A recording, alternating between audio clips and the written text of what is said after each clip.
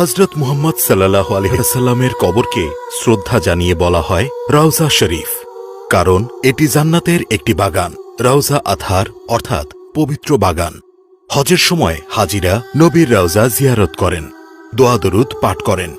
মসজিদে নববীর সর্বাপেক্ষা গুরুত্বপূর্ণ স্থান হল নবী করিম সাল্লাল্লাহু আলাইহি ওয়াসাল্লামের এই রওজা মোবারক।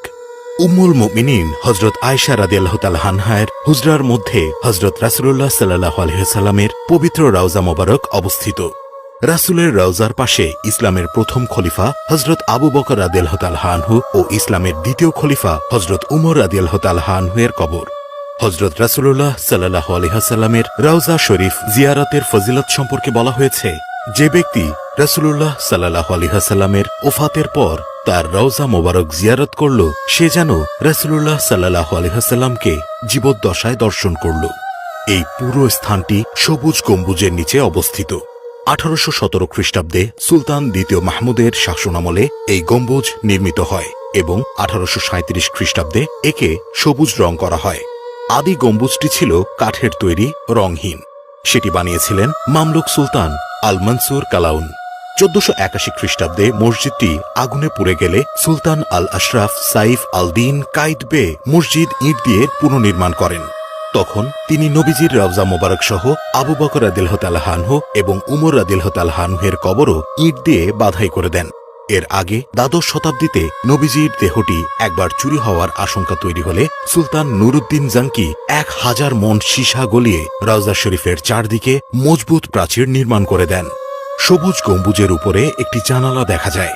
হজে গেলে হাজিরা এই জানালাটি নিশ্চয়ই লক্ষ্য করেছেন, কিন্তু এই জানালাটি কেন রাখা হয়েছে?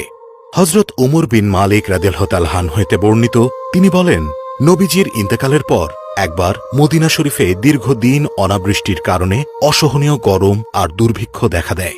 তাই মদিনাবাসীরা একদিন হযরত আয়েশা সিদ্দিকা রাদিয়াল্লাহু তাআলা আনহার কাছে গিয়ে নিজেদের সমস্যার কথা উল্লেখ করে বৃষ্টির জন্য দোয়া কামনা করেন।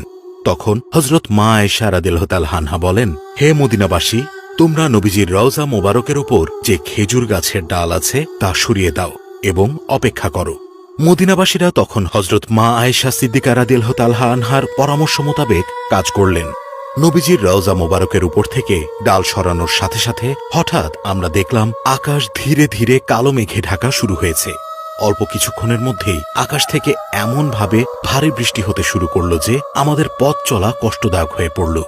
দীর্ঘ 1 সপ্তাহ অনবরত আকাশ থেকে বৃষ্টি পড়তে থাকে এবং কিছুক্ষণের জন্য তা বন্ধ হয়নি, যা আমাদের ফসলের জন্য পর্যাপ্ত ছিল। 1 সপ্তাহ পর